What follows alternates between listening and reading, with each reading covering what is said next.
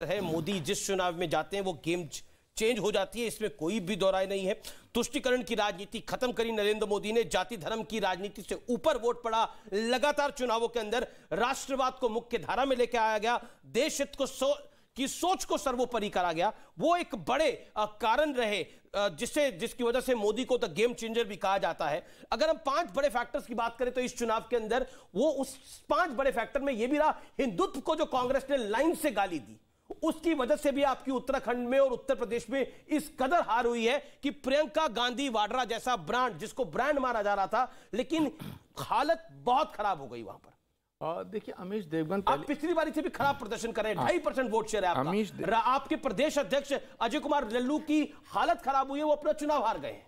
देखिए अमीश देवगन जी, जहां तक हिंदुत्व को गाली देने का सवाल है तो बिल्कुल राहुल गांधी जी ने कभी हिंदुत्व को गाली नहीं दी। उन्होंने हिंदुत्व की परिभाषा अपने शब्दों में करके बताई। जैसे मैं भी कौन होते हैं हिंदुत्व की परिभाषा करने के लिए? आचार्य प्रमोद कृष्णम करे परिभाषा, महामंडलेश्वर करे परिभाषा, राहुल गांधी हिंदुत्व की परिभाषा कर रहे हैं। आचार्य जी आपको गुस्सा नहीं आता? अमीश देवगन जी, बात यह है कि भारत के अंदर प्रत्येक व्यक्ति को अपनी भावनाओं की अभिव्यक्ति करने का अधिकार है। तो क्या ये अधिकार राहुल गांधी जी का नहीं है? वो भी इस देश के बहुत संसद के सम्मानित सांसद हैं, कांग्रेस पार्टी के वरिष्ठ नेता हैं। दूसरी बात मैं कहना चाहता हूं, हिंदुत्व की परिभाषा अपने अपने तरीके से पहले भी होती आई है। एकम सद्विप्रा बहुधा वदंती, एकम सद्विप्रा बहुधा वदंती, एको ब्रह्म द्वितीय नास्ति। क्योंकि एक ही सत्य है, उसको अपनी अपनी भाषा में लोग परिभाषित करते रहते हैं। ये तो हमारा शास्त्र कहता है। तो अगर राहुल जी ने हिंदुत्व के लिए कहा कि हिंदुत्व जो है, जो झूठ बोलता है वो हिंदुत्व में नहीं आता है, हिंदुत्व सच्चाई का नाम है, हिंदुत्व त्याग का नाम है, हिंदुत्व दया का नाम है। हिंदू अलग है, ये आप बोल रहे हैं आचार्य जी। आपको पता है सत्य क्या है? सत्य थोड़ा कटु है। मैं आपको एम्बैरेस नहीं करना चाहता क्योंकि आप खुद धर्माचार्य हैं, इसलिए मैं बोल रहा हूं। हिंदुत्व को लेकर जो भाषा बोली गई, मैं खुद हरिद्वार में था, मैं कई महामंडलेश्वरों के साथ मैंने कार्यक्रम किया, उन सब के मन में, दिल में वेदना और पीड़ा थी कि हिंदुत्व जैसे शब्द को गाली दी जा रही है। किसी वेद पुराण में हिंदू और हिंदुत्व को अलग नहीं लिखा गया, लेकिन राहुल गांधी ने करा इस चुनाव से पहले, और उसका हाल देख लिया कि उत्तर प्रदेश की जनता ने 2.5% वोट के बराबर नहीं रखा और उत्तराखंड ने रिजेक्ट कर दिया। देखिए अमित देवगन जी, हो सकता है कि आप उनकी परिभाषा से सहमत ना हो, ठीक है, नो प्रॉब्लम, लेकिन उन्होंने हिंदुत्व को गाली दी ऐसा मैं नहीं मानता। दूसरी बात, मैं अपनी बात करना चाहता हूं।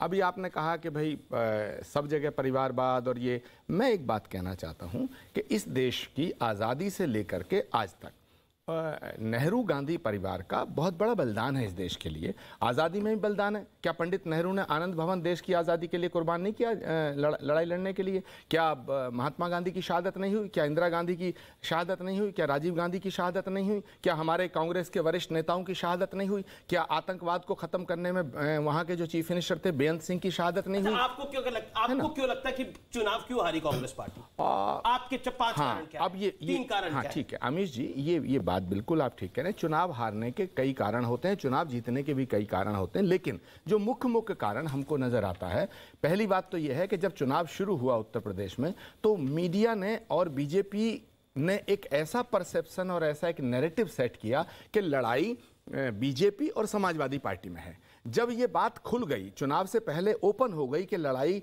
फाइट जो है समाजवादी पार्टी, ग्राउंड पे यही दिख रहा था। फाइट नहीं, ग्राउंड पे तो प्रियंका गांधी दिख रही थी, दूसरी कोई पार्टी नहीं दिख रही थी 2 साल से। ग्राउंड पे तो देखिए हाथरस कांड हुआ, प्रियंका गांधी आई।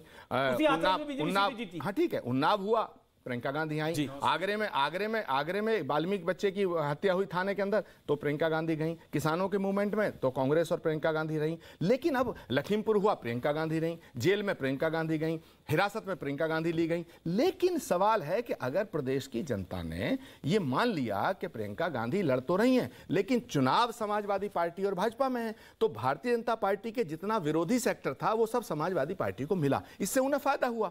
और इस फायदे के जो रिएक्शन थे वो क्या हुए कि जो मायावती जी का वोट था उसमें बहुत सारा वोट ऐसा था जो समाजवादी पार्टी को, एक मिनट, समाजवादी पार्टी को नहीं देना चाहते थे। आपका कैंपेन गलत जगह पे चला गया। आपने नारा दिया लड़कियों लड़ सकती हूं, लेकिन आप देखिए कितने लोगों की जमानत वहां पे जब्त हो गई। इन्होंने कहा कि लखीमपुर प्रियंका जी गई, लखीमपुर में पूरी स्वीप बीजेपी ने की। इन्होंने कहा उन्नाव प्रियंका वाड्रा गई, उन्नाव में पूरी स्वीप बीजेपी ने की। ये हाथरस गई प्रियंका वाड्रा जी, हाथरस की विधानसभा भी बीजेपी ने जीती। तो जहां जहां प्रियंका वाड्रा गई वहां बीजेपी जीत कर आई। और उसके पीछे मूल कारण मैं आपको बताता हूं। मैं आपको आचार्य जी 10 सेकंड में बोल रहा हूं। मूल कारण आप समझने की कोशिश कीजिए कि प्रधानमंत्री नरेंद्र मोदी ने एक लक्ष्य रखा है कि 50% से ज्यादा हमें वोट शेयर पाना है, और उसके लिए हमें जो समाज के आखिरी छोर पर खड़े हुए व्यक्ति के लिए, चाहे उसे घर बनवा कर देना हो, नल से जल पहुंचवा कर देना हो, शौचालय बनाकर देना हो, उसको उज्ज्वला योजना से देना हो, एक लाभार्थी की नई जात हमने पैदा कर दी।